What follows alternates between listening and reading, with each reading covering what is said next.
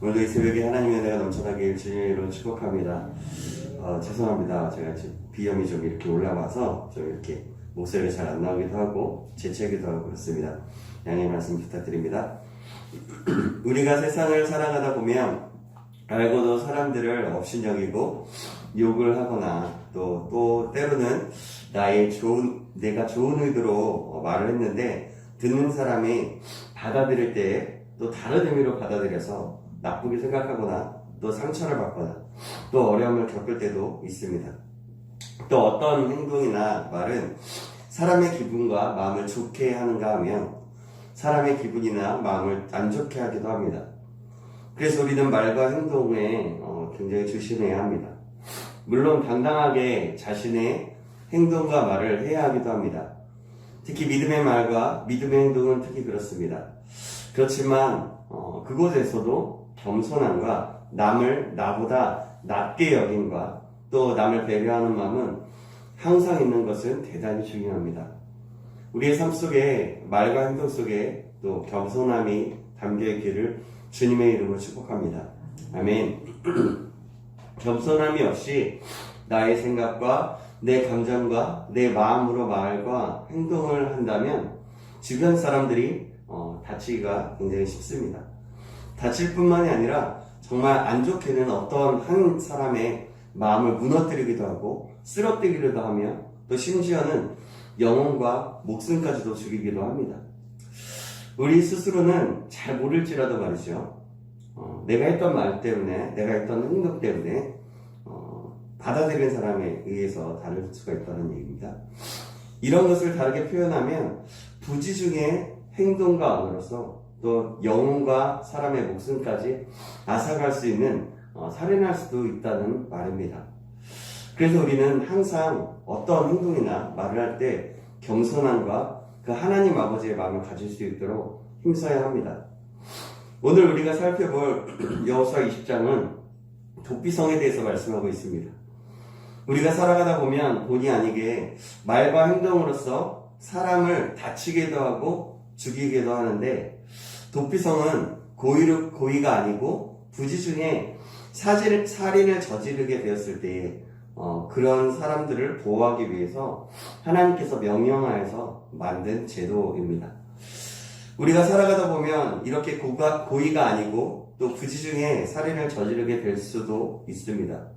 오늘은 성경에 나오는 그 도피성에 대하여 구약의 도피성이 무엇인지 또 그리고 그 어떤 의미가 있는지를 살펴보면서 함께 하나님의 말씀을 나누고자 합니다. 성경의 도피성에 대한 기록은요, 출애굽기 21장에 나옵니다. 출애굽기 21장 13절에 보면 이런 말씀이 있습니다. 만일 사람이 고의적으로 한 것이 아니라 나 하나님이 사람을 그의 손에 넘긴 것이면 내가 그를 위하여 한 곳을 정하리니 그 사람이 그리로 도망할 것이며 이렇게 말씀하고 있습니다. 그리고 민수기 35장에 보다 자세히 도피성에 대해서 언급되어 있습니다. 여호수아 20장에 오늘 보는 20장에 나오는 도피성은 그동안 하나님께서 미리 모세를 통하여 말씀하신 것을 땅을 분배하면서 여호수아가 그 도피성을 지정하고 실행에 옮긴 것에 대해서 말씀하고 있는 것입니다. 이렇게 도피성에 대한 그 가르침이 성경에 여러 군데에 나오는 것을 보면 굉장히 도피성이 중요한 하나님의 마음과 교훈을 담고 있다는 것을 알 수가 있습니다. 그럼 도피성을 세운 이유는 무엇일까요? 민수기 35장 11절과 12절에 보면 이렇게 말씀하고 있습니다. 제가 읽어드리겠습니다. 너희를 위하여 성읍을 도피성으로 정하여 부지 중에 살인한 자가 그리로 피하게 하라. 이는 너희가 복수할 자에게서 도피하는 성을 삼아 살인자가 회중 앞에 서서 판결을 받기까지 죽지 않게 하기 위함이니라. 아멘. 또 오늘 본문 20장 3절에 보면 이렇게 말씀합니다. 부지 중에 실수로 사람을 죽인 자를 그리로 도망하게 하라. 이는 너희를 위해 피해 보복자를 피할 곳이니라. 아멘.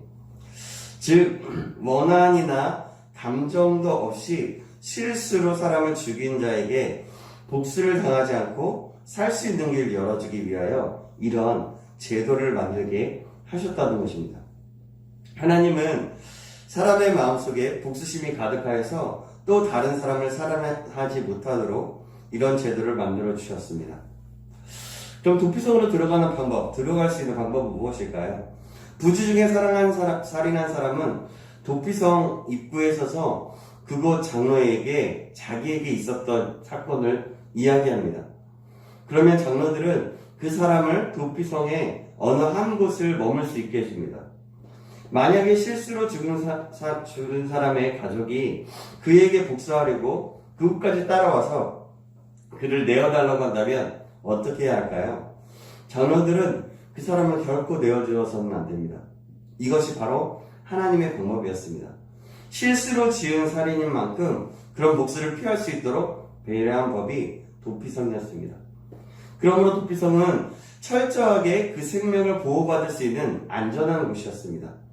도피성은 부지 중 살인한 자에게는 가장 안전한 곳이고 어느 누구도 해칠 수 없는 곳이었습니다.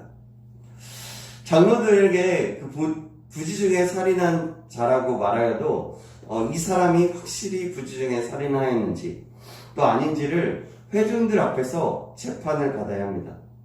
재판을 받기까지는 그 어느 누구도 이 사람을 처벌할 수가 없습니다. 재판 결과 이 사람이 분명하게 부지 중에 살인한 것이 판명되면 계속해서 도피성에서 지낼 수 있게 되었습니다.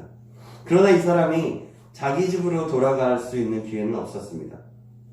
그런데 이 사람이 또 자기 집으로 돌아갈 수 있는 기회가 있었는데요. 그 기회는 단 한 번뿐이었습니다. 그것은 당시에 그 대제사장이 죽고 새로운 대제사장이 나오는 그때에 부지 중에 살인한 사람은 모든 죄를 용서받고 자기 집으로 돌아갈 수 있었습니다. 오늘 본문 6절에 보면 이렇게 말씀하고 있습니다. 6절 말씀입니다. 제가 읽겠습니다. 그 살인자는 회중 앞에 서서 재판을 받기까지 또는 그 당시 대제사장이 죽기까지 그 성읍에 거주하다가 그 후에 그 살인자는 그 성읍 곧 자기가 도망하여 나온 자기 성읍 자기 집으로 돌아갈지니라 하라 하시니라. 이렇게 말씀하고 있습니다. 그러므로 부지 중에 살인한 자가 그리운 그 자기 고향으로 돌아가기 위해서는 대제사장의 죽음과 함께 새로운 대제사장이 나타나기를 기다릴 수밖에 없었습니다. 여호수아가 근데 지정한 도피성의 개수는 몇 군데가 될까요? 도피성의 개수는요 6군데였습니다. 하나는 요단 동쪽에 3군데, 또 요단 서쪽에 3군데입니다. 그리고 이 6군데는 어느 한 지파에 치중되어 있지 않고 이스라엘 전역으로 골고루 흩어져 있었습니다. 게데스는 납달리 지파에 속해 있고 또 세겜은 에브라임 지파에, 헤브론은 유다 지파에, 베셀은 르우벤 지파에, 길라라못은 갓 지파, 골라는 므낫세 지파에 속해져 있었습니다. 왜 이렇게 곳곳에 흩어져서 배치되었을까요? 이것은요 뭐냐면 누구나 이용하기 편리하도록 그렇게 배치되어 있었다는 것을 말합니다. 그러니까 어느 곳에 서서 어느 곳에 있든지 도피성을 바라보고 달릴 수 있고 피할 수 있었던 것이죠. 그리고 이 도피성은 9절에 의하면 이렇게 말씀합니다. 이스라엘 모든 자손과 그들 중에 거류하는 거류민을 위하여 선정된 성읍들로서 누구든지 부지 중에 살인한 자가 그리로 도망하여 그가 회중 앞에 설 때까지 피해 보복자의 손에 죽지 아니하게 하기 위함이라. 아멘. 뭐냐면 이스라엘 모든 자손과 그들 중에 거류하는 그 거류민을 위하여 만들어졌기에 이방인들까지도 혜택을 입을 수 있었습니다. 이스라엘뿐만이 아니라 그들과 함께하는 자들까지입니다. 여기서 우리는 이방인들에게까지도 하나님을 믿으면 구원해 주신다는 것을 볼 수 있습니다. 그렇게 함께 그 구원에 동참할 수 있게 하셨다는 것이죠. 그럼 도피성은 어떤 의미를 가질까요? 구약에 기록된 도피성은 성경 전체로 볼 때 중요한 교훈이, 중요한 하나님의 마음이 내포되어 있습니다.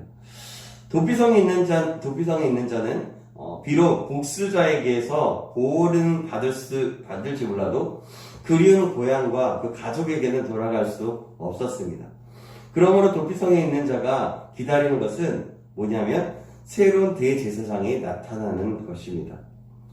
새로운 대제사장이 오실 때에 비로소 참된 자유를 보장받게 되는 것입니다. 구약의 도피성은 이렇게 새로운 대제사장을 기다리는 징표입니다. 죄 지은 자에게 참된 자유를 주시는 분 대신 그 새로운 대제사장이 오시는 것을 기다리게 하는 것이죠. 성경에서 가르치는 새로운 대제사장은 누구일까요? 히브리서 9장 11절에 이렇게 말씀하고 있습니다. 제가 읽어드리겠습니다. 그리스도께서는 장래 좋은 일의 대제사장으로 오사 손으로 짓지 아니한 것 곧 이 창조에 속하지 아니한 더 크고 온전한 장막으로 말미암아라고 기록하고 있습니다. 뭐냐면 아까도 앞에서 말씀하셨는데요. 바로 예수 그리스도께서 대제사장으로 오셨다고 한 것입니다. 예수님은 이 땅에 있는 어느 대제사장이 할 수 없는 아주 중요한 일을 하시기 위해서 오신 것입니다. 즉 모든 죄인에게 참된 자유를 주기 위함입니다. 또 하나 구약의 도피성은 부지 중에 살인한 자만이 혜택을 입을 수 있었습니다. 즉 알지 못하고 지은 죄를 속죄하기 위한 그런 제도였습니다. 그러나 우리가 세상을 살아가다 보면 부지 중에만 죄를 짓는 것이 아닙니다. 물론 알지 못하고 죄를 짓지만 그보다도 훨씬 더 많이 우리가 알면서 죄를 짓는 것이 참 많다는 것입니다. 그것이 바로 사람입니다. 이래서는 안 되는데 하면서 죄를 범하게 됩니다. 이래서는 안 되는데 라고 죄를 지었다면 그 사람은 도피성에서 보호를 받을 수가 없습니다. 우리가 세상을 살아가면서 모르면서 지은 죄보다는 알면서 지은 죄가 더 많을 것입니다. 이런 알면서 지은 죄를 위해서는 구약의 도피성이 아니라 이보다 더욱 확실한 속죄소로 가야만 했습니다. 다시 말해서 도피성에서 보호받지 못할 죄를 지은 자를 위해서 새로운 대제사장이신 예수 그리스도에게로 와야 하는 것입니다. 예수 그리스도는 모든 죄를 용서하시고 보호하십니다. 알지 못하고 지은 죄뿐만이 아니라 뻔히 알면서 지은 죄까지라도 용서하여 주시는 분이십니다. 예수님께로만 와서 회개하면 과거에 어떤 죄를 범할지라도 그런 자라도 용서를 받을 수 있다는 것이 가장 기쁜 소식, 즉 복음입니다. 구약 성경에 나오는 도피성은 예수님을 예표하는 제도입니다. 예수님은 지금도 죄로 말미암아 마귀의 종된 자에게 참된 자유를 주시는 분이십니다. 누구든지 예수님께로 오면 구원의 기쁨을 누릴 수 있는 것입니다. 혹시라도 아직도 알고도 지은 죄가 있습니까? 예수님께 나와 회개하시고 죄사함을 받으시길 주님의 이름으로 축복합니다. 그리고 다시는 그 죄를 짓지 않도록 말씀을 향하여 달려가시기를 주님의 이름으로 축복합니다. 모르고 지은 죄는 하나님께 가르쳐달라고 기도하십시오. 그러면 하나님께서는 깨닫게 해주실 것입니다. 그리고 내가 지은 죄를 알게 되면 곧바로 예수님께로 나아가 회개하십시오. 그리하면 죄사함을 받고 참 자유함을 얻을 수 있을 것입니다. 그뿐만이 아니라 더 나아가 우리가 죄를 끊고 짓지 않도록 힘쓰시기 바랍니다. 그럴 수 있는 방법은 무엇입니까? 계속해서 우리가 지금 하고 있는 것처럼 말씀을 듣고 말씀을 계속해서 읽어나가는 겁니다. 또 하나님을 찾고 또 찾는 것입니다. 그러할 때 우리는 죄에 빠지지 않게 되며 하나님의 말씀 안에 거할 수 있게 되는 것입니다. 우리 모두가 이 사실을 기억함으로 우리의 도피성이 되시고 구원자 되신 그 예수님을 온전히 따를 수 있는 저와 여러분 되시길 주님의 이름으로 축복합니다. 아멘. 기도하겠습니다. 사랑하는 하나님 아버지, 오늘도 여호수아 20장의 말씀을 통하여 도피성에 대해서 말씀하시고 그 의미를 다시금 깨닫게 하시며 감사합니다. 우리 모두가 이 말씀을 기억함으로 살아갈 수 있도록 인도하여 주시옵소서. 우리의 도피성 되신 예수님께로 더 가까이 나아가 우리의 죄된 습관을 버리고 장차 참 자유함을 얻고 구원의 기쁨과 감격 가운데 살아갈 수 있도록 인도하여 주시옵소서. 더 나아가서 말씀 안에 거하고 말씀을 더욱더 찾음으로 앞으로는 알고 짓는 죄와 모르고 짓는 모든 죄에서도 참 자유함을 얻을 수 있도록 인도하여 주시옵소서. 그러기 위해서 하나님을 찾고 하나님을 또 찾아 갈망함으로 주님의 말씀을 향하여 더욱더 달려갈 수 있도록 인도하여 주시옵소서. 살아계신 예수 그리스도의 이름으로 기도합니다. 아멘.